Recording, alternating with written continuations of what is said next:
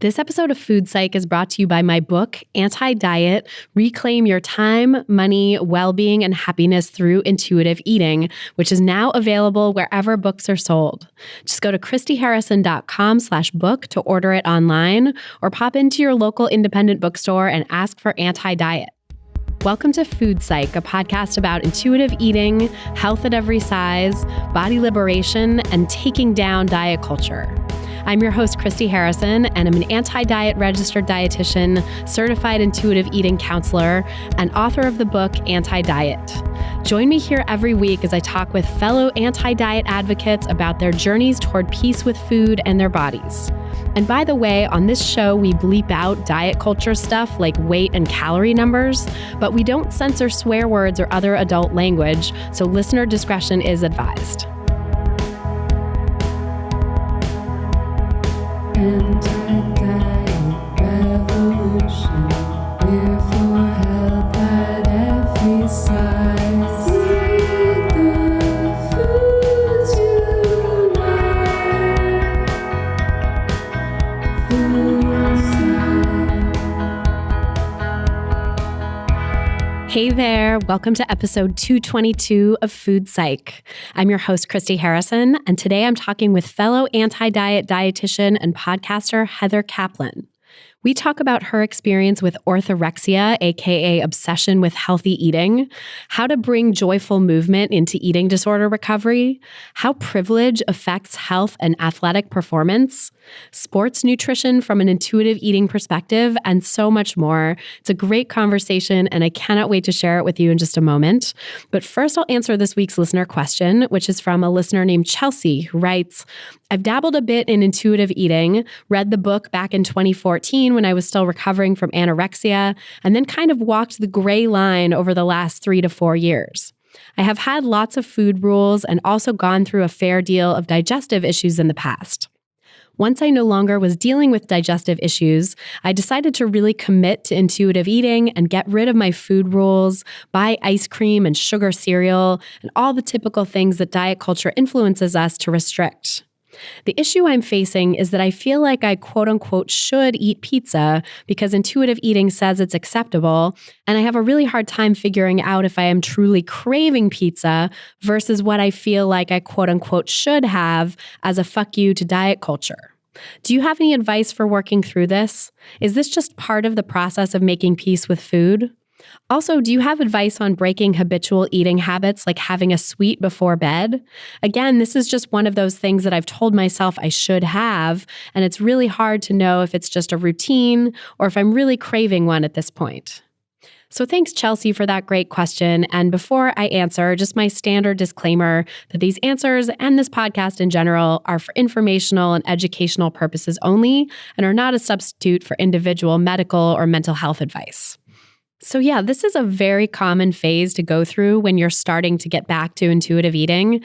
And I think it's totally understandable given the culture that we live in, and also given what you personally went through in your own relationship with food. So diet culture trains us to want rules and to want to know that we're quote unquote doing it right, because every diet has its rules, every diet has its ways that you're quote unquote doing it right. And so it's really normal to ask yourself questions like, am I really craving this, or am I just rebelling against diet culture? And is this something I genuinely want, or is it just a habit? And especially when you've had an eating disorder, it can feel so important to know the answer to those questions and to choose what feels like the quote unquote right answer. Right, of course, being the answer that diet culture would prefer. Because in diet culture, we're conditioned to believe that it's quote unquote bad to eat something out of rebellion or out of habit, or to eat sweets before bed, right? Or to eat pizza. And so, diet culture's quote unquote right thing is like, oh no, I don't actually feel like a sweet, or oh no, I'm not actually craving pizza. So it's really, I think this is a sneaky form of diet mentality that's creeping in to your intuitive eating practice. And that's so common and so understandable for anyone in diet culture and for anyone coming out of an eating disorder. So my best advice to you would be try to stop overthinking it. If the idea of eating pizza pops into your head when you're thinking about what to have for lunch or whatever, just go with it and try not to second guess it. And then you can notice Is it satisfying? Do you enjoy it? How satisfied do you feel after eating it? Did it taste good? Did it make you feel content and ready to push the plate away and move on to other things when you were done eating? Or were you left wanting more? Were you left wanting different flavors? There's no wrong answer here. It's all a process of learning and figuring out what works for you and what's satisfying for you in the moment. And the beauty of intuitive eating is that if you don't feel very satisfied by a particular meal, it's not a problem, right? You have a million other meals in the future to find more satisfaction. And sometimes meals just aren't as satisfying as we thought they'd be. And that's okay. It's totally not, quote unquote, doing it wrong if you thought something would be really satisfying and it wasn't. You're still doing intuitive eating, even if the thing you thought would bring you satisfaction ended up being sort of meh, like not that good. And you're also allowed to eat the meh thing again if it sounds good the next time you're thinking about what to eat. There's really nothing wrong with you if you circle back to that food a bunch of times, even after realizing it's not that satisfying or having it be not that satisfying one time. Because sometimes we just need to do that circling back in order to come to our own conclusions, in order to really discover what we feel and what we think. And something that's not satisfying one day can also be deeply satisfying another day, just because of what we're in the mood for that particular day. So I think it's important to give yourself room and time and space for a lot of experimentation with intuitive eating, and just know that there's no quote unquote doing it wrong or doing it right. I also want to assure you that you're still doing intuitive eating if you thought you might be choosing something just out of rebellion, but you ended up finding that you really were satisfied by it. So remember, intuitive eating is all about having full, unconditional permission to eat for any reason. And that means even if the reason seems like it's a rebellion or habit or anything else, right? We're allowed to eat for whatever reason we feel like. And we practice non-judgment. We practice not judging ourselves for our food choices. And it's true that early in your intuitive eating process, you might have some rebellion against diet culture, some reflexive gravitation towards the foods that diet culture has deemed off limits, because you need to show yourself that those foods really are allowed and that they're not going anywhere, that they're not going to be taken away again. And that's what I call the honeymoon phase of intuitive eating, a phase that many people, not everyone, but many people go through, where all you want is those foods that were previously off limits and you just can't get enough of them, and you're eating them in part just to prove to yourself that you can. But over time, if you can allow yourself to go through that phase and give yourself permission to eat those foods and not second guess yourself, eventually you do reach a place where you'll want other foods too. And there won't be this feeling of compulsion around the previously off-limits foods because you'll know you can have them anytime you want. And that is when you truly become free with food, because when you trust in your bones that nothing is off limits, then you get to make your own choices rather than reflexively following diet culture's rules or rebelling against them, because you're still being controlled by diet culture in that sense. And remember, there's nothing wrong with rebelling against the rules. It's a natural part of coming out of that regime, but it's not the full expression of autonomy with food. And you're going to get to that full expression of autonomy if you can allow yourself to be in the rebellious place and go through it. For most of us, it's really important to go through that phase of rebelling and really pushing the envelope in order to get to a place where we can make the decisions we truly want to make for ourselves, not for anyone else, right? In order to get to a place of full autonomy. So I'll share a little story, kind of an analogous story from my own life here, which is that when I was 16 and 17, in late high school and driving, my parents were pretty strict about my curfew. I had a 12:30 a.m. curfew, which was actually fairly generous compared to many people I know now. But at the time, a lot of my friends didn't have curfews at all, or if they did, it was later than 12:30 and, on a case-by-case basis and not a hard and fast rule. But for me, if I was home 5 minutes late, 5 minutes past 12:30, my dad would be waiting for me with a mini lecture and kind of pacing back and forth and annoyed because he wanted to go to bed. That's why my curfew was 12:30, because he wanted to go to bed, right? And he couldn't go to bed until I was home. And the later I was, the further after 12:30 I came home, the more lecturing I got. And if I was really late, I would get yelled at and have some sort of privilege taken away, like being grounded or not being allowed to drive a car for a week or things like that. So what do you think I did with that 12:30 curfew? I tested the limits all the damn time, right? I stayed out past curfew. I left my friends' houses with too little time to spare and, sped on the road to try to get back, but it was 5-10 minutes late. I would totally blow it off sometimes and not call to let them know I'd be late, et cetera, et cetera. I just really tested them in big and small ways. And then when I turned 18 and was about to go off to college, suddenly my parents decided, I think through my mom's influence, honestly, that I didn't need to have a curfew anymore. I was 18, I was an adult. I needed to get used to setting my own limits and stuff. So they lifted the curfew. There was no more curfew. And so at first, I stayed out really, really late, or sometimes I didn't come home at all and just stayed over at friends' houses and really tested them on this whole no curfew thing. Like I was really not sure they meant it. So and this was all not totally conscious, right? I can see this looking back now, but I was really testing the boundaries here. And then when I went to college and I wasn't living with my parents anymore, I really let loose. I went to parties and stayed out till 2, 3, 4 in the morning. I stayed out super, super late most of the time when I went out. And I stayed up really late too with my friends in the dorms. But eventually, after a few years of staying out late because I finally could and staying up late because I finally could, something interesting happened. I started noticing my own desires to stay out or go home, my own tiredness and how it felt in my body, my own energy levels. And I started to be able to make choices based on how I actually felt, rather than following some arbitrary rule that was set by an authority figure and someone outside myself. And I was able to start feeling in my body when I was ready to go home, when I was tired.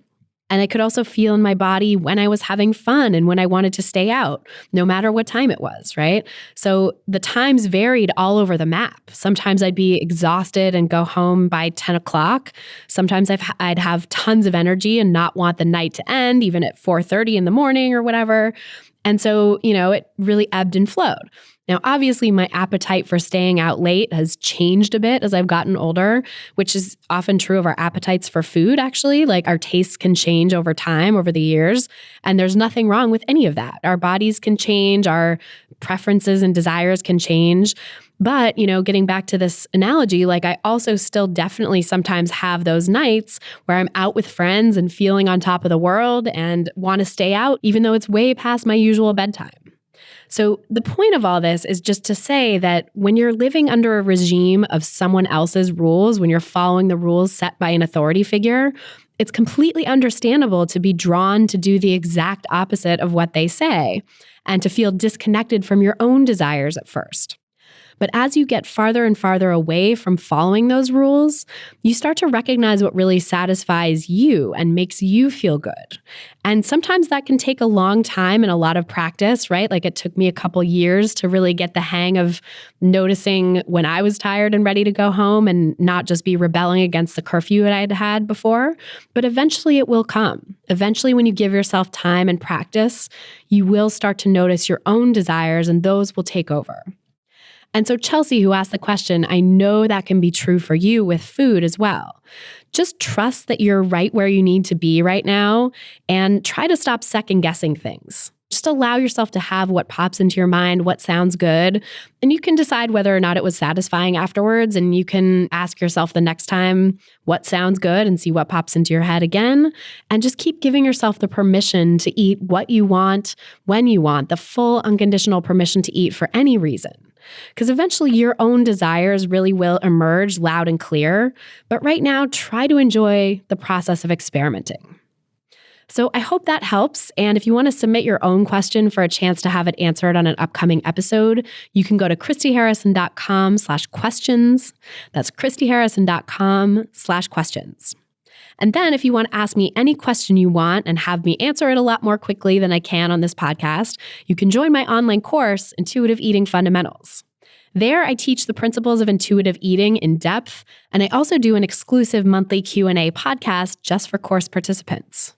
We also have a private community forum for course participants so that you can have daily guidance from my team and from me, as well as hundreds of other great folks who are on this intuitive eating path. A participant named Lisa said, I've just finished with Module 9, and I really feel like I'm less obsessive about food these days and have stopped restricting. It's such a relief. And a participant named Kareen said, I enrolled in the Intuitive Eating Fundamentals course, and it is fabulous and so helpful. I finally realized that my body is not a problem. Like it finally settled deep into my soul, and I finally believed it. And I've been able to stop obsessing about food. The freedom is incredible. I feel such a debt of gratitude to you for what you're doing. I knew I was spending too much time and energy focusing on food and exercise and worrying about my body, but I had no idea how much of my life it was sucking away until I was on the other side. And I can never go back. My life has opened up, and I have the headspace to pursue things I'd never imagined. If you're ready to break free from diet culture and reclaim the life it stole from you, you can learn more and sign up for the course at christyharrison.com/course. That's christyharrison.com/course.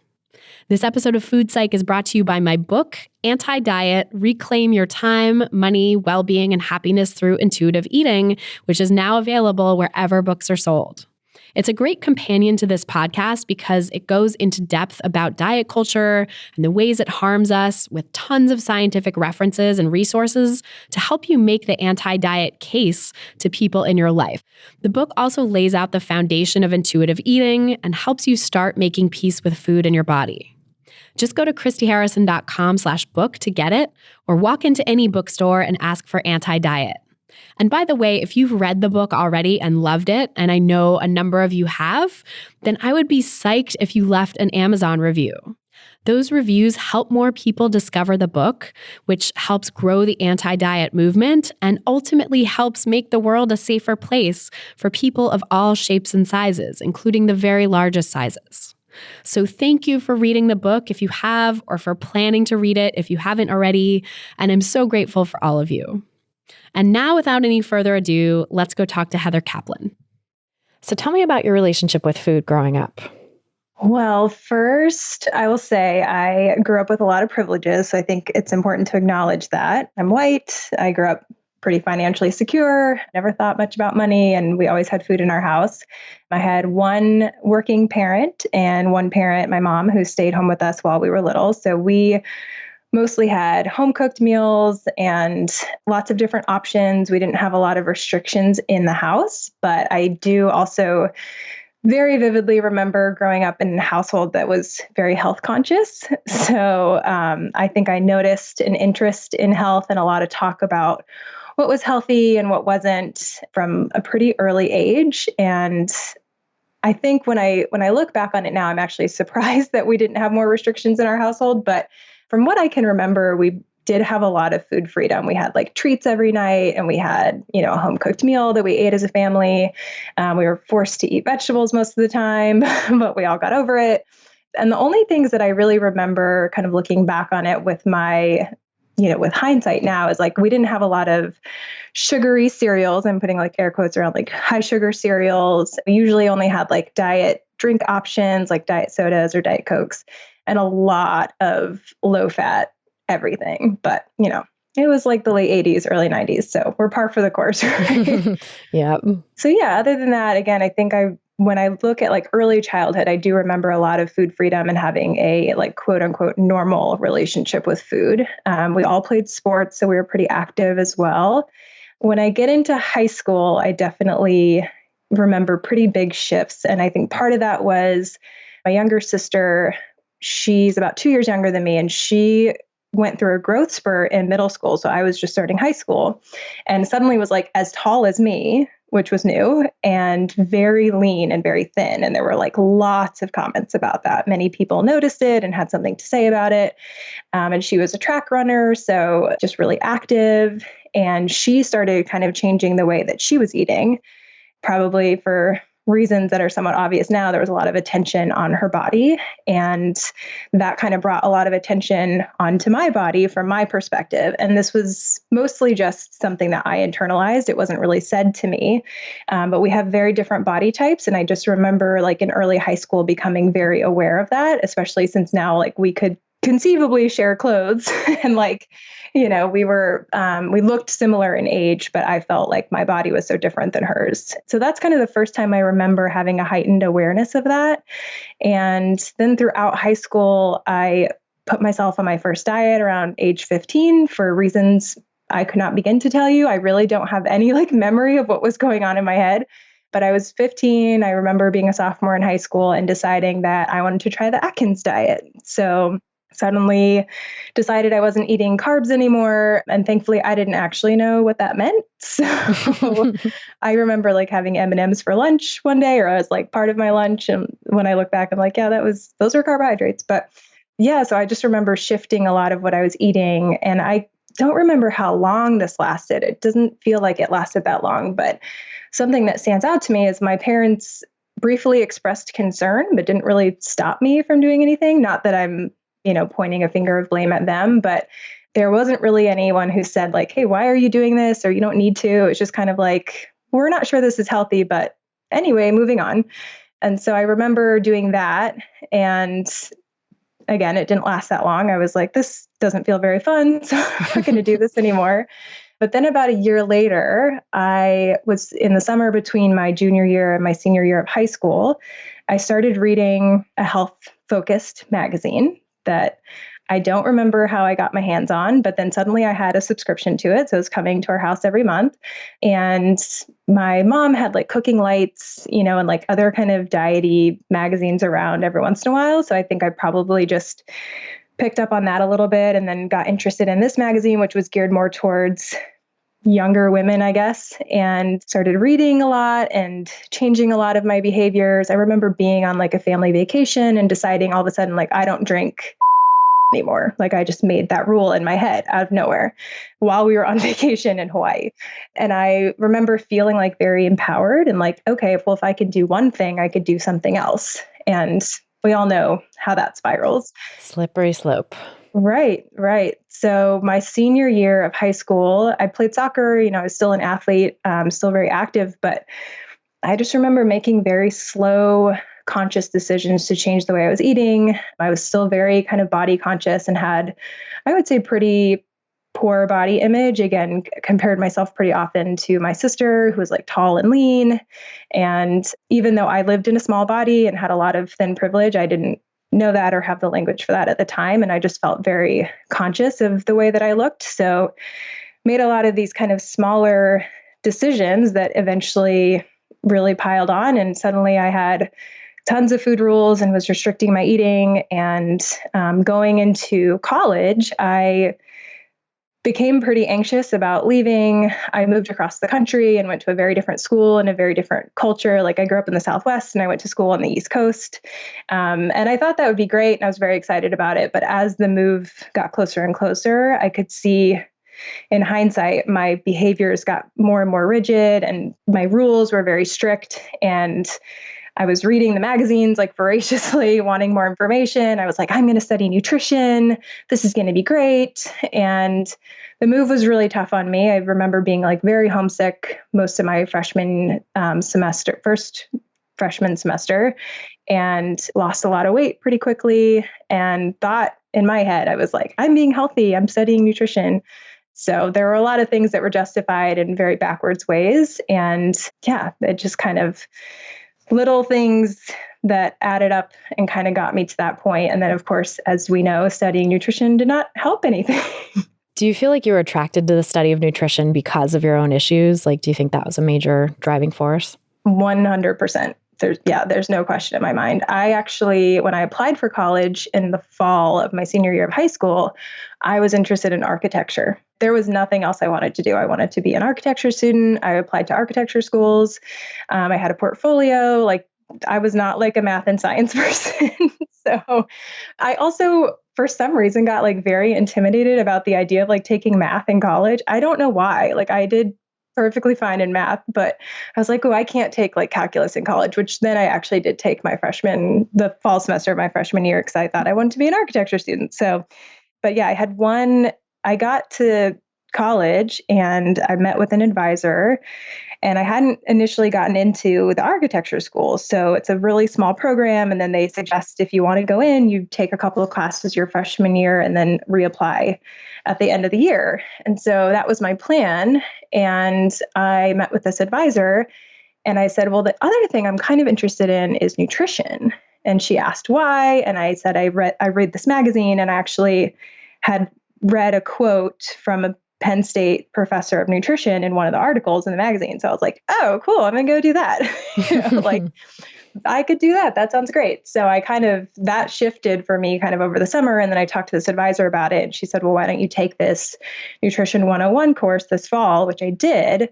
And I have a really vivid memory of being on the Hub lawn, which is like this big, student union, this huge grassy lawn in front of it. I remember sitting on the lawn talking to a friend about my nutrition course. I was like, they were helping me study for an exam. And I said, I feel like I have too much information, because in my brain, with the knowledge I was learning in that class, I was like, this rule became stricter. This rule became more rigid. This food was eliminated. That, like, I remember my professor saying something about French fries that then I was like, oh, I'm never eating French fries again, So I remember saying to this friend of mine, I feel like I have too much information, and they had no idea what I meant. But in my head, I was like, this stuff is just like spiraling in my head. And I feel like I can't think about anything else.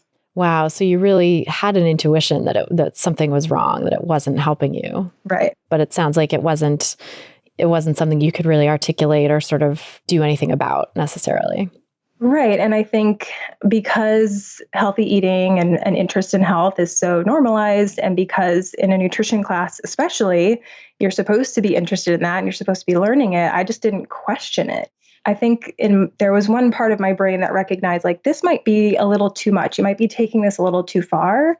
But most of my brain was disordered. So most of my brain was like, no, this is great. Grasp onto it and hold it tightly. I can totally identify with that. I feel like I didn't go to school to become a dietitian, study nutrition until later, but it was very much that same kind of thing of like feeling overwhelmed by all the material and the information and feeling triggered by some of it, but not necessarily having the language to say that or to understand like, all of this is feeding your disorder. Or to see, because I think it's really interesting that your orthorexia, it sounds like, was really triggered by reading health magazines. And I think about that now as a health journalist and someone who went in, my first career was in health and nutrition journalism. Right out of college, fully disordered, like so disordered with food, right? And like obsessed with it because I was not getting enough because of the restriction, and got into positions as an editor or writer at these magazines that I was given a lot of authority, just writing and editing for major magazines, that is a certain amount of authority because people read that and are like, okay, I'm going to try this, whatever this person says, it feels like gospel, even when they're just a journalist who never studied nutrition, who starts to specialize in nutrition journalism because of their own disordered behaviors or their own disordered thinking. And that disordered thinking is so rewarded. I talked recently in a podcast episode about this with Maxine Ali, who was also a wellness journalist. And, we talked about how like the people who rise in that field often tend to be the most disordered, and going into it can totally exacerbate disordered eating too. And so it's so interesting that this magazine, that I'd be willing to bet the people who are writing those articles had their own disordered relationships with food. I think you kind of can't escape that working in health media, either being attracted to it because of your own disorder or just like becoming more disordered in that milieu because you're surrounded by just, diet culture thoughts all the time. I'm willing to bet that the people who are writing that content had their own diet culture experience and their own disordered relationship with food that you were experiencing as like, oh, this is the way, this is what I should be doing, this is healthy, quote unquote. And like, that's so how culture transmits this stuff generationally too. Right. So I think at that time in my life, just being 17, 18 years old and going to college in a totally different environment from what I knew, there was part of me that was so unsure of like who I was and what I was supposed to be doing and how I fit in at this enormous university in this totally different place, that I was just sort of, my brain was ripe for information that would justify some of my behaviors and make me feel like something was within my control, and kind of all the things that we see when we talk about, the ways that eating disorders might develop or what might trigger them. Yeah, you were totally vulnerable at that time. It sounds like a really impressionable period, and also a period in your life when you needed some kind of like anchoring. So right. Disordered eating really comes in at that time. And then also like learning that stuff in your nutrition classes too. I feel like there's this desire that so many of us have to like be a quote unquote good nutrition student, right? And to my gosh, get it right. And so even if like your professor making that offhand comment about French fries, even if that was like not a rule that they followed, and if they were like just kind of saying it because because it was just an example that they pulled out of thin air, but then you turn that into a food rule, it's like, I feel like they never, like nutrition professors and people who disseminate nutrition information never really know how it's going to land with people. And oftentimes it does get twisted into these black and white rules. Right. Yeah. And I spent, most of my freshman year just adopting more and more rules, like just piling them on. And there were so many red flags in terms of my health that I just blatantly ignored. And because I was so far from any of my family, I think no one could really have known like how bad things were. So, my friends that I made at college, like that's all they knew. So there was nothing to compare it to. And I did make a lot of effort to appear as a very quote unquote normal eater in social situations, like ordering things maybe I wouldn't normally and trying to kind of venture out of my comfort zone. Because there was like always this kind of paranoid part of my brain that was like, what if people catch on, or like, what if they think that what I'm doing isn't healthy? Like I didn't have a lot of confidence in what I was doing because I actually hadn't declared my major as a nutrition student. So I only had that one class my freshman year. And then I waited until I was a sophomore. And that's when I did all the science. So I actually had like a little break from a lot of that information. And even though during that time, my behaviors became worse and I restricted more and more. And I would actually say that in that phase of time, probably for 6 months, maybe close to a year, if I like knowing more that I do now about eating disorders, I probably would have been diagnosed as anorexic. And again, just didn't have the language, didn't see anything wrong with what I was doing. And a lot of my health concerns either were not really noticed or went ignored by me. And a lot of the times that I did interact with a healthcare provider, I think, like looking back on this now, it's a little shocking to me. But at the time, it was just like, oh, are you eating enough? And I would say yes. And they'd be like, okay. Yeah, like no other questions. That's great. No follow-up. Yeah. Right. Well, so the reason that most of the time, I avoided healthcare providers a lot. My dad is a healthcare provider. So I grew up kind of not having to go very often to the doctor. Like we went for checkups and stuff. But, if one of us was sick, we would see his partner. My mom would just like drive us down to the clinic and it would be no big deal. There was no like making appointments. Like, we just kind of, it was a different way to think about or to like grow up around healthcare. And so as a young adult, it didn't occur to me that I had to like make appointments and do all of that stuff for myself. So anyways, when I did see a doctor, I wasn't getting a period. And they really asked nothing about that. It was, again, are you eating enough? I'd say yes. Are you pregnant? No. And that's it. Moving on. So yeah, a lot of it just kind of went ignored. I totally identify with that. I've shared on the podcast a number of times that I had a similar situation where I stopped getting a period at the end of college, and it was very much related to and due to my restrictive eating and overexercise, but nobody caught on. No doctor recognized it. I was going from doctor to doctor to be like, why haven't I gotten my period in months and months? And they're like, head scratch, like, interesting, like weird. Let's put you in an MRI machine. Let's do 1 million blood tests. Let's, all these different things, right? To try to figure out what it was. Not asking the simple questions like, doing an eating disorder screening, right? And it was the same kind of thing where if they ever asked about food, which I don't even really remember them doing, I do remember them saying like, well, your weight, you're small, but you're not too thin, quote unquote. So it couldn't be that. And I'm like, like mental note, not too thin, get thinner, like right, exactly. Of course, that's what it's going to be in the mind of a person with an eating disorder. It was just all this other stuff that had nothing to do with my actual problem. And then the solution ultimately was like, they put me on the pill. I also was diagnosed with Hashimoto's thyroiditis around that time, which I think was likely triggered. It runs in my family, but I think it was likely triggered at that point in time by the eating disorder. And my endocrinologist was like, well, sometimes period problems can be caused by, low thyroid, but now you're on this the right dose of Synthroid and it's been a few months and your levels are normal, your period should have come back. So it's not that. And so then there was like more wild goose chases and more misdiagnoses. I was misdiagnosed as having PCOS. All the while just being so disordered with food and not having anybody call me out. And then also getting more and more disordered because I was like, maybe the problem's gluten, maybe it's dairy, maybe it's this, maybe it's that, like cutting out other things to try to deal with this issue. And God, if only someone had just been like, I mean, not that I necessarily would have listened to them. I don't know, because I was probably in denial, but if someone had at least planted the seed, a medical professional had been like, let's talk about your eating, like real talk, like yeah. how much different would it have been? So I very much identify with that feeling of just being totally missed by providers, even though the disordered behaviors were raging and somebody really should have seen it. Well, and especially I think now I've just spent a year working on a college campus in the health clinic. And like, if someone had lost a significant amount of weight their freshman year, that would have been a huge red flag to me. And obviously, if I'm seeing them, then I would notice that. And no one probably noticed that for me at Penn State because I didn't have any medical records there. But when I went home, my body weight was much lower than it had been when I went to college. And I'm like, why was that not an issue? Like, why didn't anyone think about that?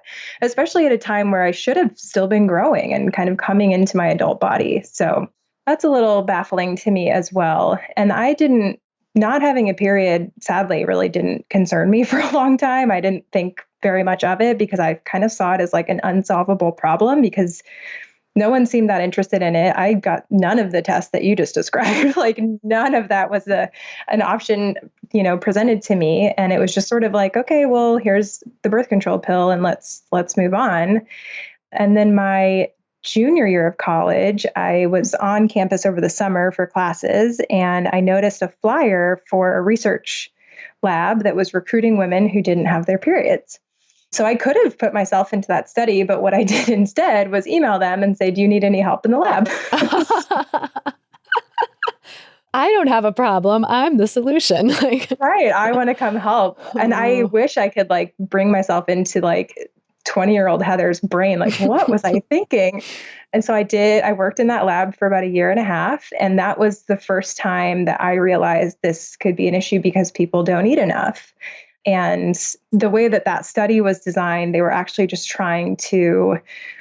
they were focused solely on weight gain. So they had these like energy bars that they gave the participants, which like makes me think of Mean Girls, these like Swedish nutrition bars. So they had energy bars and they had to come in and do body weight checks, and they had activity trackers to make sure they weren't exercising too much.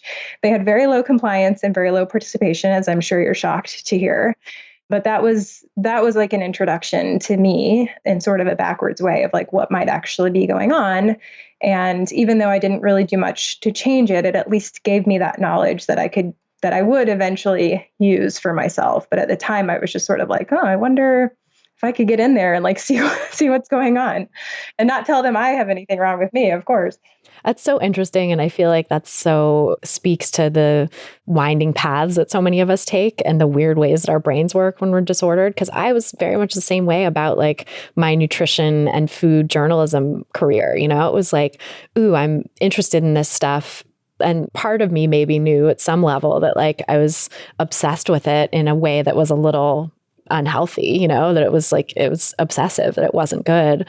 But I sort of channeled that and was like, let me use this obsessive knowledge that I have or this obsessive desire to learn more to like create a career for myself that's really interesting and get into a position. I mean, I didn't even really think of it in an intentional way at that point, but it was really like putting myself in a position of authority and power to tell other people how to eat and what to eat, and who was I to be doing that? I had no business telling other people how to eat and what to eat because I was so disordered myself. But in a weird backwards way, I think it ultimately did lead me to recovery, putting myself in that position and then being surrounded by people. I did ultimately get into like working full-time at a food magazine, which I think was really healing and helpful because I was surrounded by a lot of people who did have better relationships with food, much better than I did. And then eventually went back to school to become a dietitian and put myself in a space where I was exposed to information about, eventually exposed to information about eating disorders and learned about how to heal from disordered eating and stuff. So it kind of ultimately got me where I needed to go, but I wasn't really ready at the time, I think, to get there. So yeah, I don't know. It sounds kind of similar in a way where you put yourself in a space that could like plant a seed for you and help you see the path to recovery, but you weren't ready yet to actually take those steps. Yeah, I wasn't ready to say I'm the one who could be in this study. I don't want to be the subject, but I'll definitely be behind the scenes in the lab processing urine. That sounds great. Yeah. And I remember saying to the advisor that I spoke with before I started my freshman year and saying, I think I could help people lose weight. I remember saying that. And I oh man, I cringe when I think about that. But by the time I graduated, I had very slowly walked back some of the more rigid behaviors. I wasn't restricting as much. I was a little more lenient with myself with certain foods. I was like welcoming back in certain things that I liked, but it was very, very slow and gradual. And by the time I was in my internship, I was like, I don't even know if I want to be a dietitian. This sounds like it sucks. I was like, I don't want to help people lose weight. I recognized by that point that what I did and the behaviors that I had followed for so long, that they were disordered. I wouldn't have said that out loud at the time, but I recognized it. And in my mind, I was like, I can't sit in front of someone else and give them disordered recommendations. Like I can't tell people to cut this out or eliminate that or cut their calories down. Like I just knew that was never going to be in my path as a dietitian. And I knew that before I even would have considered myself like healed of the disorder or treated from the disorder, but I at least knew enough to know like this is harmful and I can't bring this upon someone else. How do you think you got that knowledge? Do you think it was working in the lab that kind of started to light the way for you? Well, I think the other people in the lab had some of their own issues. So I don't know if it was that. I think part of it was just being in my classes, like once my junior and senior year, once you're really in the thick of the dietetic curriculum, you're mostly with the same people all the time. And I did a lot of self-preservation in that I didn't really become close to many people in the nutrition program. And instead, a lot of my friends were like liberal arts majors and had like more, I would say, normal relationships with food. And I surrounded myself with people that to me didn't seem to have a preoccupation with this stuff. And that did not include many of the people in my program. I mean, that's me projecting onto them. I can't say anything for sure, but it just felt like that wasn't a safe space for me. And so I think by the time I graduated, I had enough self-awareness to realize like, okay, a lot of my behaviors are disordered. I couldn't really undo all of them. I didn't have, we can't treat ourselves. So I couldn't undo all of them, but I had tried to work on a lot of them that I just could tell weren't healthy for me. And by that point, I hadn't had a period for 4 years. And then working in the lab, I knew like, this isn't healthy. I don't really know what else to do, but I know that this isn't healthy. And so I think going into my internship, I just recognized how disordered a lot of my behaviors were. I just wasn't entirely equipped to change them. So that was a really gradual process. But yeah, I think I just kind of had enough self-awareness to know like this isn't healthy and I wouldn't wish this upon someone else. I mean, that's huge. That self-awareness piece is amazing and probably helped save you from spiraling further down, right? Right, exactly. It made me a little confused as a new dietitian, but I managed to deal with that somehow. I mean, I definitely still think those early years, I was still pretty orthorexic. I definitely clung on to the Michael Pollan era of nutrition information and watched food documentaries that changed how I ate. And, for some reason, I'm like, where was all my critical thinking and all of this? Where was that skill that we're taught in our studies to, look at things with a critical eye and question some of the evidence and do your own research? For some reason, I did very little of that. And I really just kind of grasped on to things that felt healthy, but didn't feel disordered in my mind, even though very much, yes, they were. Yeah, I so identify with that too, the Michael Pollan stuff of being because it does seem at first glance like it's not as disordered, right? It's not about counting calories, or it is kind of about cutting out certain foods, but it doesn't really say that. At least Michael Pollan's work itself and work of that ilk doesn't say avoid these foods at all costs, but it says processed foods are scary and bad, and here's why, and then like make your own decision. And so, of course, if you've just been told that they're scary and bad, like, what are you going to do, right? Are you even listening? Yeah. Yeah, exactly. Right. So it's sort of, but it feels quote unquote healthier and less disordered. And I also felt like that was like my step out of the most disordered space, like Atkins and calorie counting and, low carb and gluten-free for no reason and stuff like that. Although the gluten-free for no reason, I think, got tied up in the Michael Pollan stuff too, because I was kind of like, gluten is industrial and industrial is bad. It got wrapped up in that. Big food is putting gluten in everything and poisoning us. And, I'm sure there are probably some people listening who are like, well, yeah, that's what's happening, right? So I want to say, like, for anyone who's in that headspace, just know that there is another way to look at things, and that is not gospel, and that actually, for me, and it sounds like for you too, and so many other people I know, that kind of thinking actually just really ruins our mental well-being, and oftentimes also challenges and worsens our physical health actually too. Like mental and physical health can be really harmed by that kind of thinking, because when you start cutting out more and more foods and you start getting paranoid about like what's in your food and who made this food, suddenly all your attention is on food, and all your, you become obsessed with what you can and can't eat, to the detriment of so many other aspects of your life. Oh, yeah. I mean, I remember I feel like I was more socially anxious around food during that time than I was when I was restricting.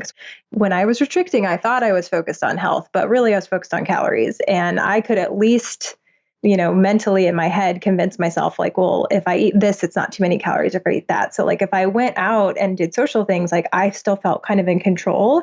But then when my behaviors kind of evolved and my beliefs shifted over into this like, no processed food and ingredients you can pronounce and all that, the list of things, I felt like I had more social anxiety around food, because I'm like, well, did this person cook it from a box or did they cook it from scratch? And like, just like all these crazy questions in my head that now I'm like, who cares? But at the time it felt very important.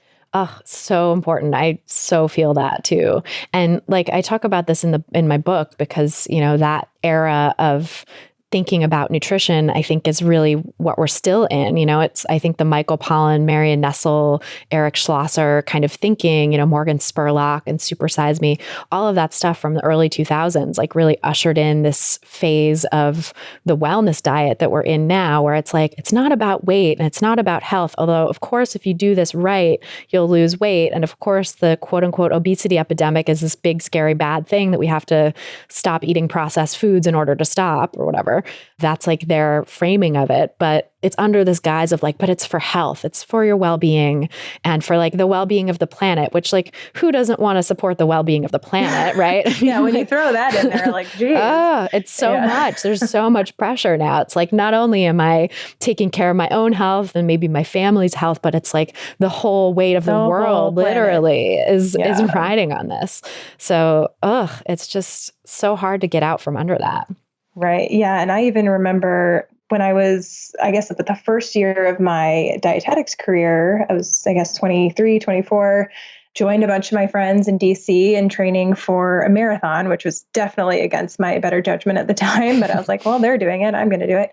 And I was still so wrapped up in that mentality that even though I was eating more and I was at kind of more of a stable, probably healthy body weight for me at the time, I was still, like I said, very kind of restrictive with like the types of foods and things I felt comfortable eating and what was healthy and not healthy. And I remember, instead of buying or like trying out some of the sports products that people use on longer runs, which I now recommend all the time, but I was like so scared of all that sugar and all the processed stuff that I just brought like honey packets and like real like Lara bars and like little bite-sized pieces, which, like, let me tell you, are not easy to eat while you're running. Like, that's not what those things are designed for.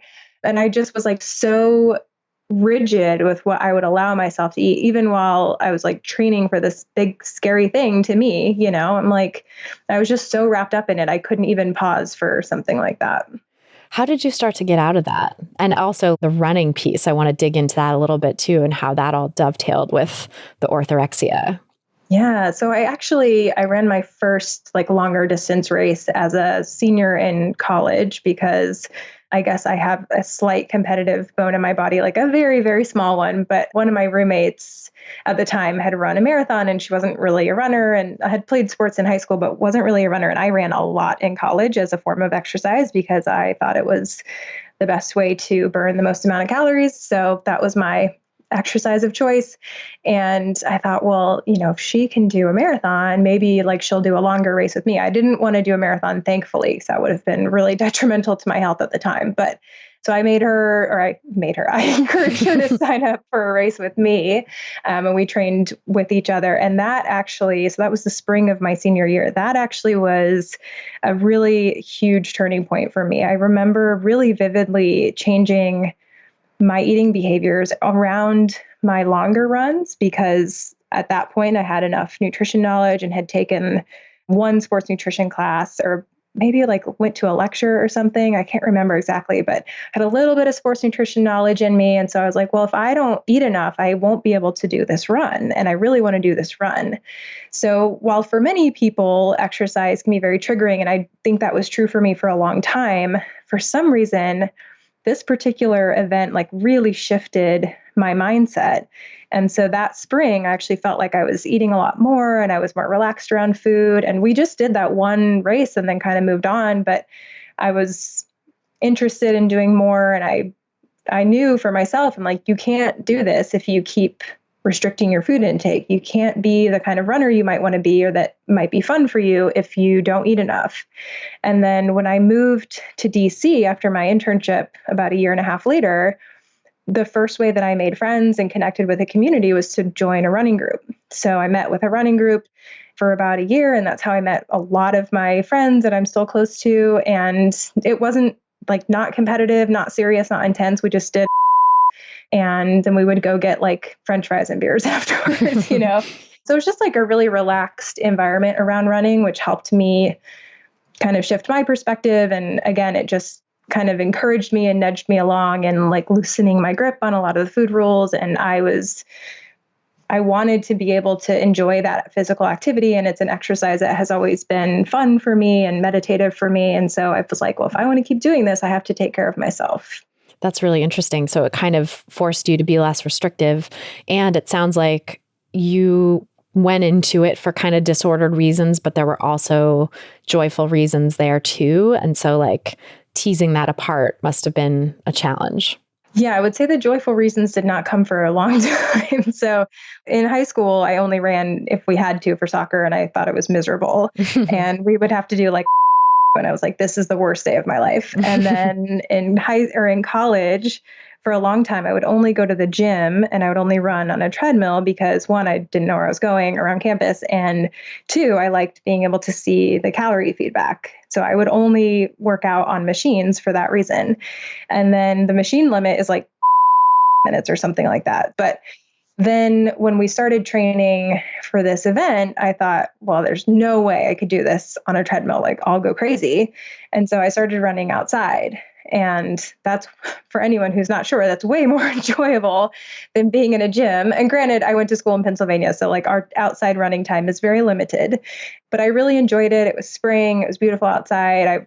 Because I was eating enough and because I was finally shifting my behaviors, I felt really good when I ran, like I had the energy to do it. And so that felt really good and that felt kind of empowering. And then kind of going into my internship, I did a little less of it just because of timing and logistics, but I still kind of kept it as a form of activity that I enjoyed and tried to do in a way that didn't feel disordered.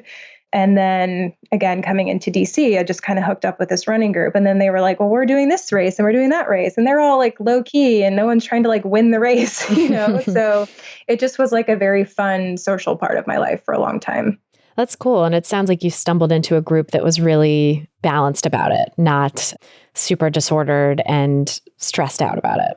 Yeah, we did not have like the really intense, like long distance runners. Like I have had clients in the DC area who run with running groups that are really intense and like everyone's kind of competitive and they train together and they go get brunch, but they notice what other people are eating and everyone's like kind of restricting, like there are those circles, of course, in any sport world, especially when people are kind of in like the higher echelon of like ability and talent.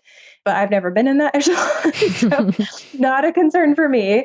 And yeah, it's just luckily I've always been able to preserve it as something that's important to me in terms of community and important to me in terms of like a way that I find I can enjoy challenging myself a little bit, but never, I've always drawn a good line with myself of saying like, if I step over this line, I know I'm going too far. And because I have that history of restriction, I'm very sensitive to it. Like it's not something I think about much anymore. But in my mid 20s, when I was, I guess, like freshly recovered and still very sensitive to certain triggers, I was really careful with how I preserved my boundaries, both with the way that I ran and the events that I chose to do or not do, and the people that I would spend time with. I'm like, I have to take care of myself.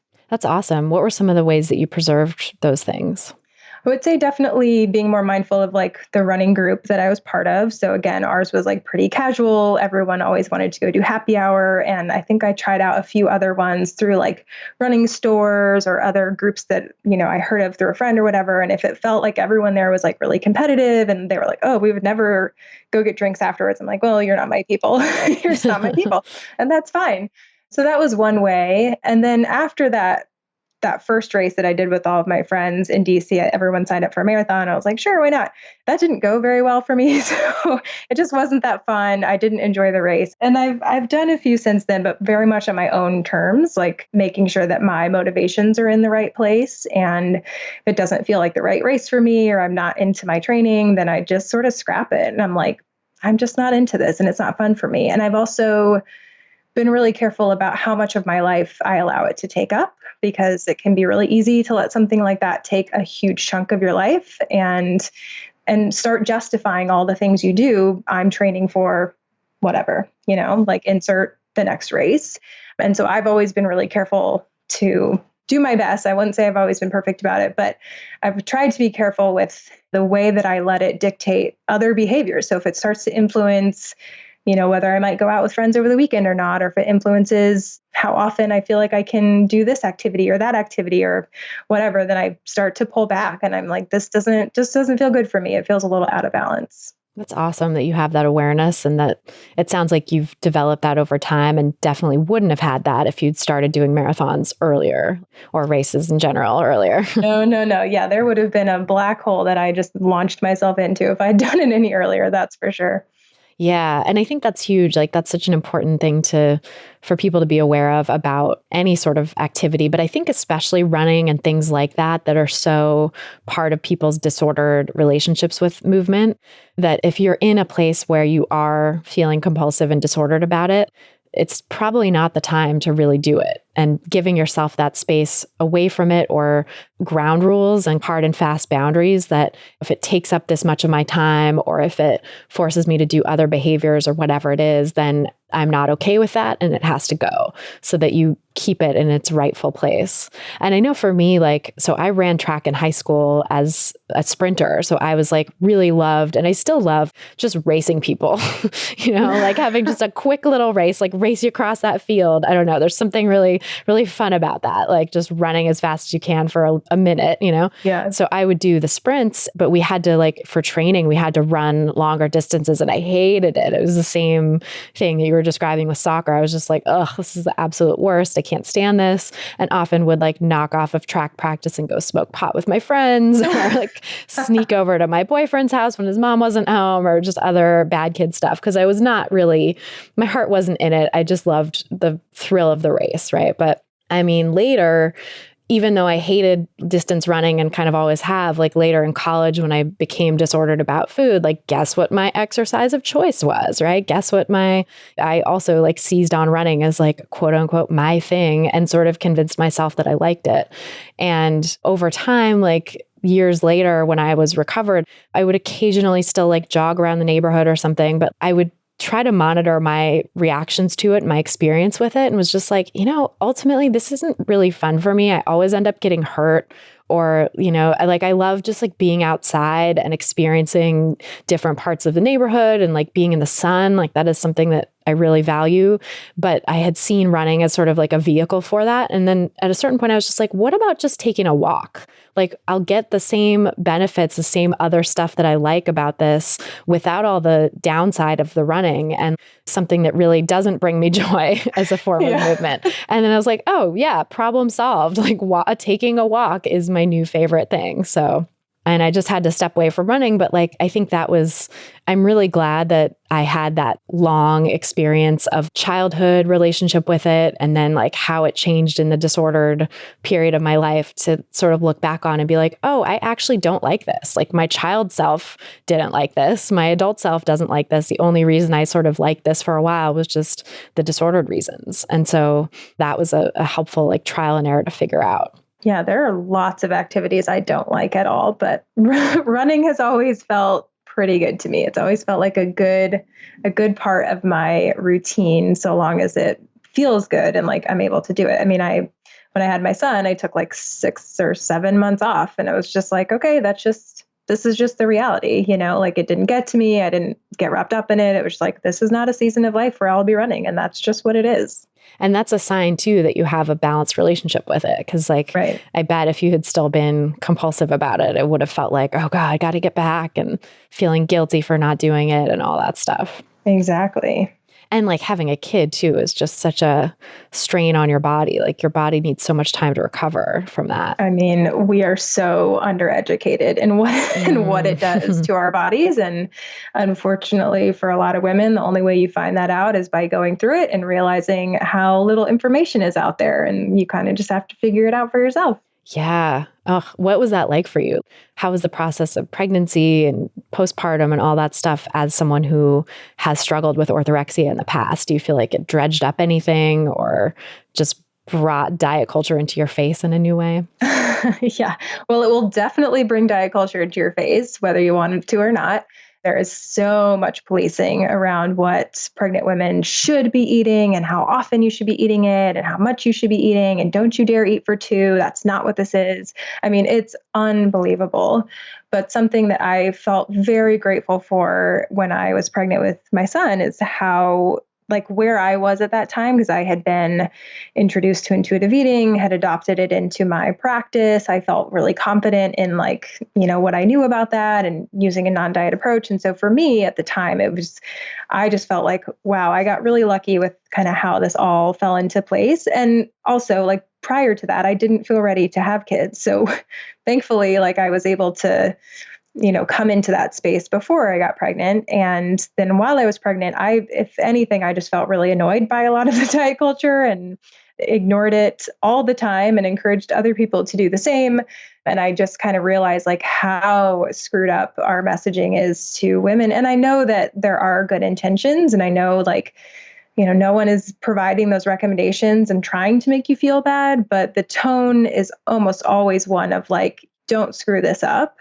And if you aren't doing this, you should be. And why haven't you been? And, just like there are a lot of ways to feel really crappy during that time. But I pushed a lot of that aside and felt pretty confident in what I was doing. And I felt really grateful that I was in a healthy place with food and my relationship with food. And so that I actually really enjoyed it.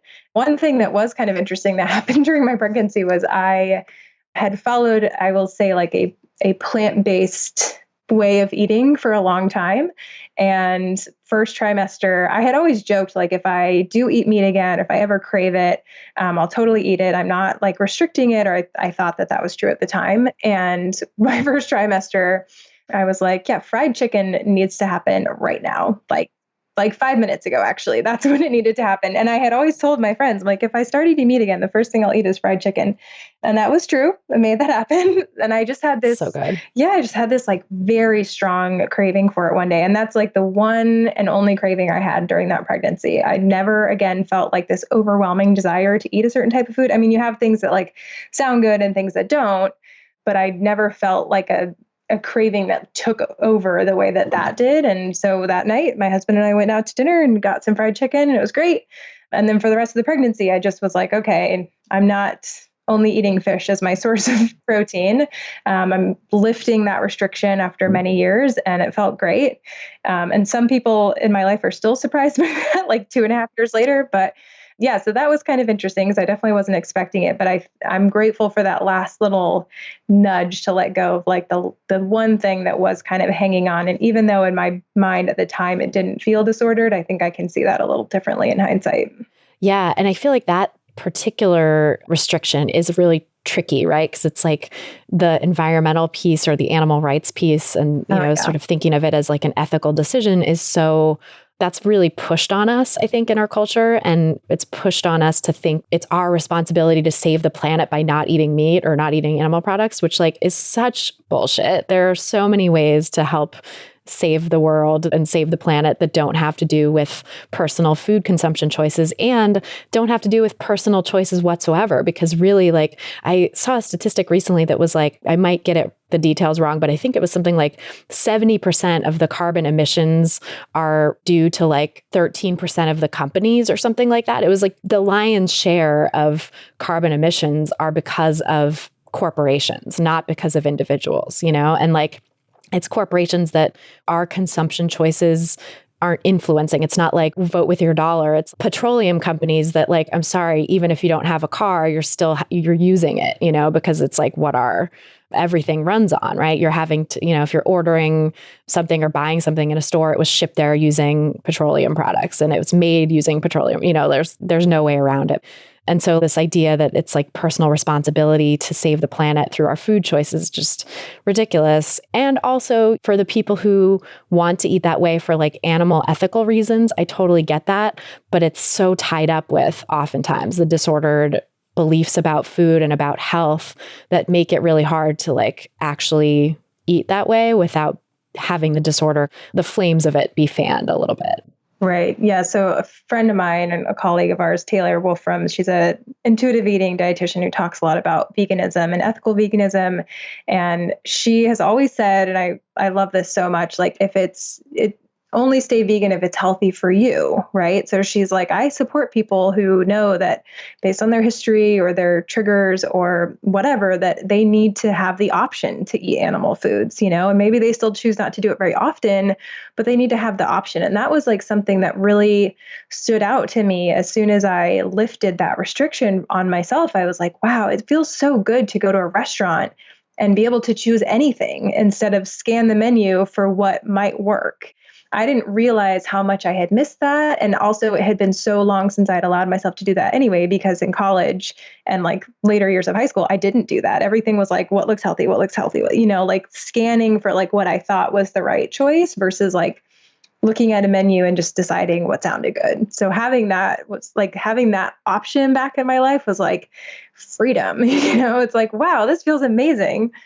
That's so great. And I feel like pregnancy is often a time too where people like shed those last bits of restriction, or even if they're super disordered going into the pregnancy, have like a reprieve from some of the restrictions, because there's this cultural mandate of like, you are responsible for growing this other human is like so messed up in so many ways. But I think one like weird silver lining that it sometimes has is sort of people think, okay, well, I can't mess up this kid by restricting my eating too much. Like I can't mess them up by starving them, basically, which is really problematic in and of itself. But I think sometimes gives people that little nudge into like dropping some of the disorder.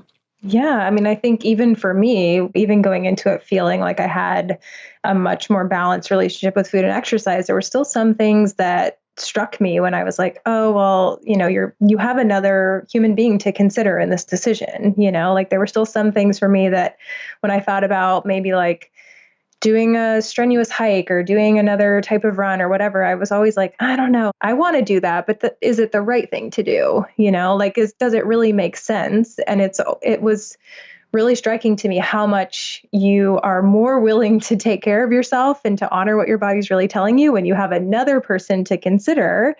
And I found myself really curious, especially like in that kind of late first trimester, early second trimester, when you're really starting to feel pregnant and look pregnant. I'm like, wow, why was this so hard when it was just me? Like, why couldn't I just adopt that own belief just for myself, which I think I'm much better at now. But it is kind of interesting when you realize, you're willing to make those decisions when it's for the benefit of someone else versus just for you. I'm curious how you got into intuitive eating in the first place, like so how your career as a dietitian kind of went from those early days. Yeah, well, I was ready to not be a dietitian anymore. So I was very close to just like giving up on it altogether. I was actually on my like 5-year continuing education cycle. So I had put in all my hours and I was like, well, I guess I have the certification for another 5 years, but I'm not going to do anything with it. That was like my attitude at the time. So this was about 5 years ago. And I quit my job. I was working with a corporate wellness company. It was very diet culture focused, not only like in our programs and our campaigns, but also the culture in the office was really kind of problematic at the time. I can't speak to it now, but when I was there, I noticed it a lot. And I was also, sensitive to it at the time. So I noticed it more often. But anyway, so I left that job and was really ready to just leave the profession altogether. And we were in California at the time, and I ended up getting recruited for this startup, and they were focused on health and wellness, but they were trying to take a different approach. So actually, when I think back on it now, this was 2015, I think that this company, and I'm still close to all the people that I worked with there, but they were way ahead of their times. Like basically, we didn't have the language for this, but what we were creating and what I signed on for as the only dietitian on the team was we're creating a non-diet inclusive fitness neutral space for content on the internet. And we didn't have that language. So that's not what we called it, but that's what it was. Like we didn't include, I was like, I refused to do any sort of like nutrition facts for our recipes. And I actually like got on this soapbox about using the word healthy. And I was like, no, we're not using the word healthy in any of our recipes or our fitness content. Like we don't know what's healthy for someone else, So I had all this creative freedom and I wasn't surrounded by other dietitians, which actually was like really refreshing for me at the time. But then we started, one of the projects that I was put on pretty early in the company was creating these online courses. And again, sort of a novelty at the time. There wasn't a ton of people doing it yet, so we didn't have a lot to work off of. But we were creating like month-long nutrition and like wellness courses. And I was focused on the nutrition part of that. And so I connected with some dietitians in the area, in the Bay Area. And one of them really wanted to do a course on mindful eating. And so we did a mindful eating course and did really well. People really liked it. And I was sort of just in charge of like helping her design the curriculum and lead the course, but then she was in charge of the content. And so I was learning a lot from what she was saying. And a lot of it had an undertone of intuitive eating. I just didn't know that. So I hadn't heard about it. And then at some point, it must have been brought up in conversation between the two of us or something. I don't remember exactly at what point I was like, oh, intuitive eating, it's a book. I should order it. I should read it. Like there was, that happened somewhere, but I don't remember exactly where. I just know it was kind of an evolution of this course that we led on mindful eating. And so fast forward about a year and a half and the company folded the day after the 2016 election, which was pretty tough on all of us and a little jarring and for many reasons. And so I was like, okay, I have this intuitive eating book. I have this kind of fresh perspective. I have what I learned from being in a startup and kind of helping a business grow as much as we could. And I just decided to kind of do my own thing. And I thought, well, if I'm going to do my own thing, I'm going to do it on my own terms. And that meant like no more diet information, no more diet talk.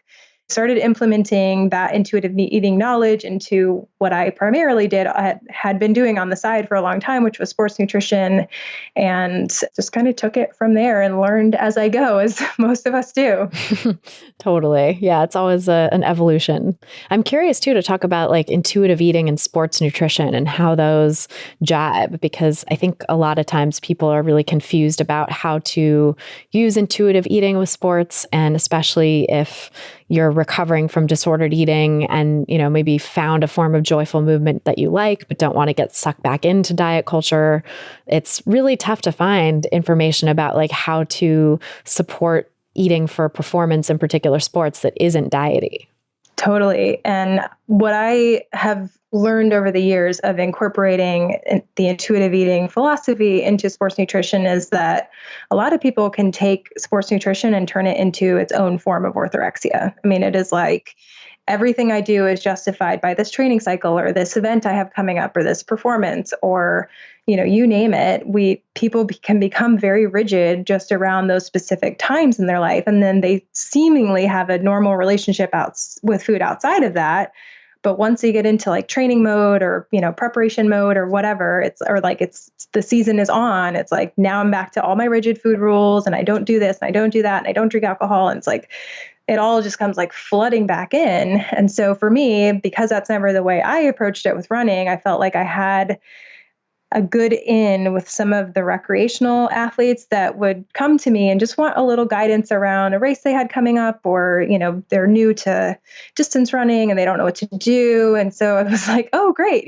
Like, let's talk about it without a lot of rules and without a lot of restrictions. And I think, what I mostly do is I say we have sports nutrition guidelines, right? We have science, we have evidence-based recommendations, and I'm not here to shove all those to the side. They're very helpful, especially when, we're looking at different levels of athletics. We want to make sure we're providing our athletes with what's going to help them do their best and kind of keep their priorities and their goals in mind. But we don't have to let those guidelines turn into very rigid rules and behaviors. So with all of my athletes, I'll say my first goal for you is that you have flexibility with food and flexibility with your food choices, instead of saying, this is the only thing I can eat before a long run, or this is the only thing I can eat before I exercise. This is the only thing I can eat afterwards. That's really common. And so I'll kind of like make little cracks in those behaviors and insert little cracks in all of those behaviors so we can eventually shatter them and say, here's like 20 different things that you can eat before you work out. It just depends on what sounds good to you that day, or what you have in your pantry, or what you have while you're traveling. So it's a lot of, taking what we know about sports nutrition, again, not pushing that to the side, but reminding people that these are guidelines. They're not meant to be, hard and fast rules. And they're also guidelines based on an average population. So you don't need to take that and use it as like a religion, and use it as the one and only thing that you can do to be a better athlete. Something that I see really often at all levels of athletics is that people kind of find a plateau in their performance or their abilities or their skills with a certain sport. And then they're like, oh, but if I change the way I eat, I'll magically be an elite athlete, And it sounds crazy when I say it like that. And I think sometimes when I repeat it back in a different way, it's like, oh, well, I don't really mean it that way. I'm like, but that's really what you're saying, is that if you change this one behavior, or you have this magical meal plan from a dietitian, which I'm not going to provide you, you'll have this silver bullet and you'll have this secret tool that no one else has. That's how a lot of people see it. So it's kind of like walking that back, like, this is not a silver bullet. This is not a magic plan. This is just me helping you make sure you have that flexibility around food. And my other top priority when I'm working with athletes is that you're eating enough. So, is your hormonal balance healthy? Are you sleeping okay? Are you recovering from your workouts? Are you thinking about food all the time, or not feeling preoccupied with food? Are you eating regularly? So there's so many different things to consider with athletes, and just kind of helping them see like that flexibility and that idea of eating enough will take them so much farther than sticking to the rules and being really rigid about what they're doing. I love that idea of eating enough too. I feel like that is my top priority with people I work with, and just with anyone recovering from diet culture. I think that's like the first and the sort of most important aspect of intuitive eating, really, is eating enough, having enough. And that includes people who don't have enough, like materially, people with food insecurity. It's right. Like intuitive eating with food insecurity just means figuring out ways to consistently get enough, and like figuring out, tools and resources that you can use in order to do that. And like, yeah, with physical activity, it's like, it is so important to have enough, especially if you're an athlete at an elite level who's competing and doing a lot of training and stuff like that. It's really hard to get enough too. So you have to make a real effort to do that. And having someone to give you that permission, I think, is so important. Like the fact that you're a sports dietitian who's like, let's focus on eating enough and let's focus on not being rigid, is so huge. Yeah. Yeah. And I think also like what people don't realize when they do become so rigid about their food intake and potentially aren't eating enough is that then they're operating in a scarcity mindset. Again, assuming like the privilege of having food security and financial ability to support that type of lifestyle and that active lifestyle. Assuming those things are there, like if you're not eating enough, then that's taking over your thought process. And then that's affecting like the mental energy that you have going into a race or an event or a sporting game or whatever, So it affects all levels of what's important to an athlete. And yet there is always this kind of justified behavior of restricting because I need to look a certain way to be a certain type of athlete. Yeah, so much of it is just about aesthetics and not actual performance.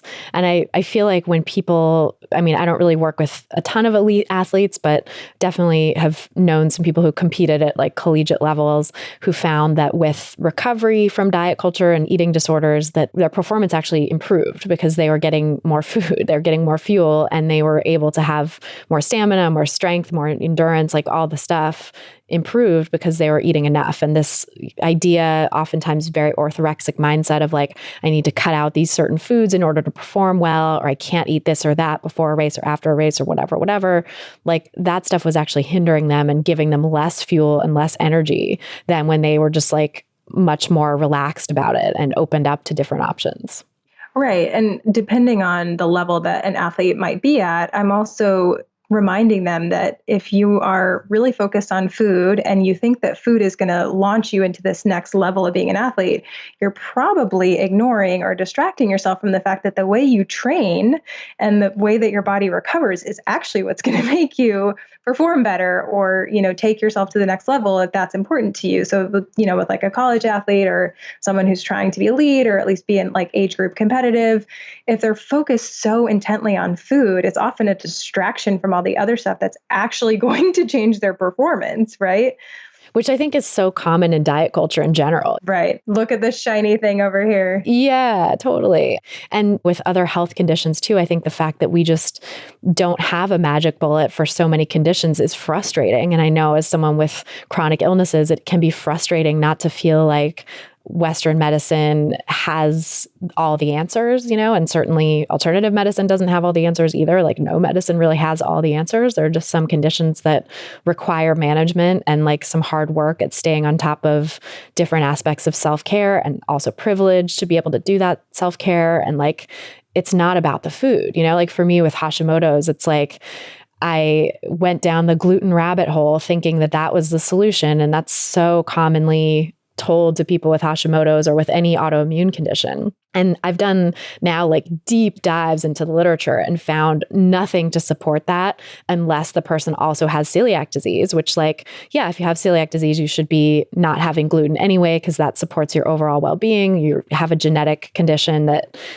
creates an inability to process gluten. So if you have gluten, it's actually going to affect all these other systems in your body, but that's only for people with celiac disease. And like all the research that exists out there that people, healthcare practitioners or quote unquote gurus will like point to and say, oh, if you have Hashimoto's or if you have other autoimmune diseases, you should be avoiding gluten. All of that they're pointing to goes back to people with celiac disease, which is not generalizable to the overall, the general population. And it just blows my mind. But like, I feel like it's such a common thing there too, where like food is treated as this magic bullet. Like you're going to magically feel all better. All your symptoms are going to go away. You're not going to have to worry about getting enough sleep. You're not going to have to worry about your medications. You can get off all your medications, right? It's like always the promise with chronic health conditions.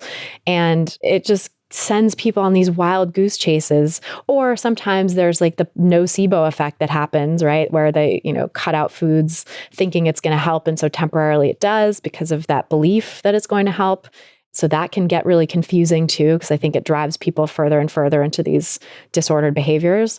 But again, it's like our culture, like putting the onus on food and putting the spotlight on food where there's so much other stuff we need to be looking at. And it sort of reminds me of that old metaphor of the person searching under the street light because that's where the light is, not because where they actually lost the thing that they're looking for, Right, right. Well, and I think like what we're working against in the sports world too is so many elite athletes sharing what they eat. And I don't fault them for that. I like no more so than I'd fault them for like showing what running shoes they use, like it's just part of what they share. But I think what they really vastly underestimate is how much people grasp onto that.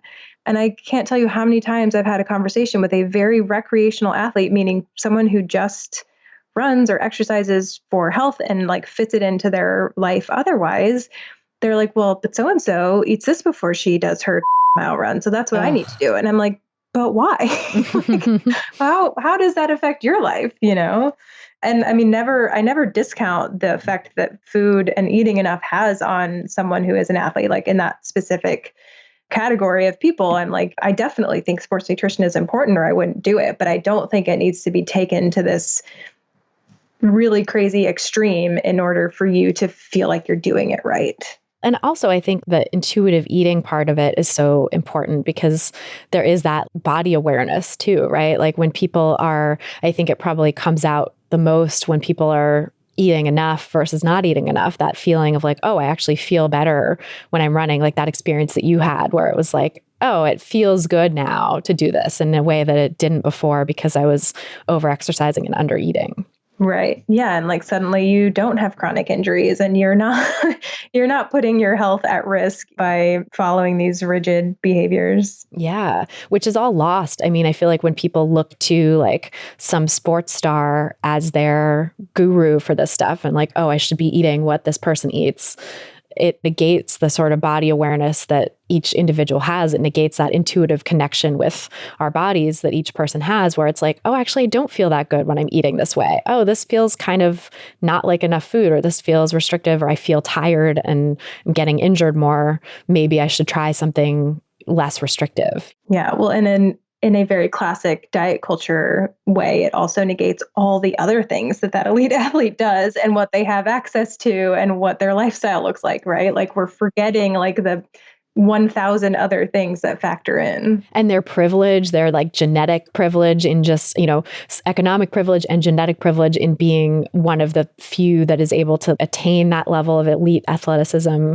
There's just so many things that go into it that, are completely not down to food or movement, because some of it's not even how you train. It's just how you're built, how your body genetically is determined to be, and whether you have ridiculously long arms as a swimmer or whatever it may be, Yeah, I definitely see part of my work as like an intuitive eating focused and Hazel-aligned sports dietitian being like having kind of real honest conversations about what you're capable of, and not saying that I discourage anybody from like chasing down goals or challenging themselves. It's like, let's be realistic about how this makes your body feel, how this fits into your life, and like what does that take away from you? If you're solely focused on this, what are you sacrificing, and does that feel worth it to you? And for some people, yes. For a lot of people, no. And we just have to kind of be aware of that and come to terms with it in some way.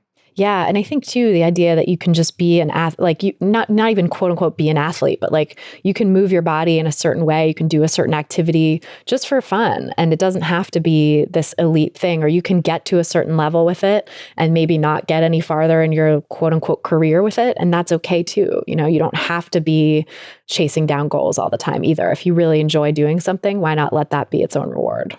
Right. Find your joyful movement. What does that look like for you? How do you define that? And it gets to change too. Like with this season of life for me, I have a toddler. Like joyful movement looks very different these days. It means being by myself in a quiet space. like maybe I don't get out for as long and I don't go as far, but I still enjoy it just as much. Yeah. And just having it be whatever it is for you. That's, a self-care moment, like not having to push yourself. Mm-hmm. Yep.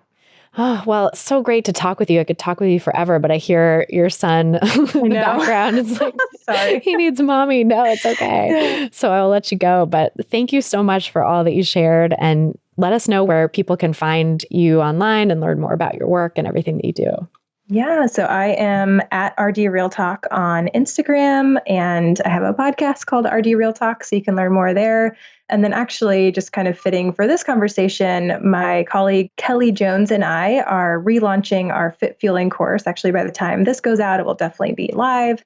So if you are interested in sports nutrition and intuitive eating and how to merge those two for yourself, it's a really good introduction to that. So that is, I think, thinkific.com/fitfueling, or maybe fitfueling.thinkific.com. I'll have to get back to you on that. It's one of those two. We'll put it in the show notes so people can find it. So when in doubt, go to the show notes. Yeah, details not top of my head right now. I hear that. Yeah. Well, thank you so much for being here. It's really great to talk with you. Thank you so much, Christy. So that's our show. Thanks again so much to Heather Caplan for joining us on this episode, and thanks to you for listening. If you've gotten something out of this podcast, please help us reach more people who need to hear the anti-diet message by sharing this episode and subscribing to the pod on Apple Podcasts or your favorite podcast platform. You can see all the places to subscribe and share at christyharrison.com/subscribe. That's christyharrison.com/subscribe. And you can also leave us a nice rating and review in your podcast provider of choice, which is a great way to help new listeners discover us and is always so appreciated. If you're looking for some practical tips to help you get started on the anti-diet path, grab my free audio guide, 7 Simple Strategies for Finding Peace and Freedom with Food. Just go to christyharrison.com/strategies to get it. That's christyharrison.com/strategies. To get full show notes from this episode, including all the resources we discussed, plus a full transcript, just go to christyharrison.com/222. That's christyharrison.com/222. And to get the transcript, just scroll down to the bottom of the page and enter your email address. This episode was brought to you by my book, Anti-Diet: Reclaim Your Time, Money, Well-Being, and Happiness Through Intuitive Eating, which is now available wherever books are sold. Just go to christyharrison.com/book to order it online or pop into your local bookstore and ask for Anti-Diet. A big thanks, as always, to our editor and engineer, Mike Lalonde, our community and content associate, Vinci Chue, and our administrative assistant, Julianne Watasik, for helping me out with all the moving parts that go into producing this show every week. Our album art was photographed by Abby Moore Photography and designed by Meredith Noble, and our theme song was written and performed by Carolyn Pennypacker Riggs. Thanks again for listening, and until next time, stay psyched.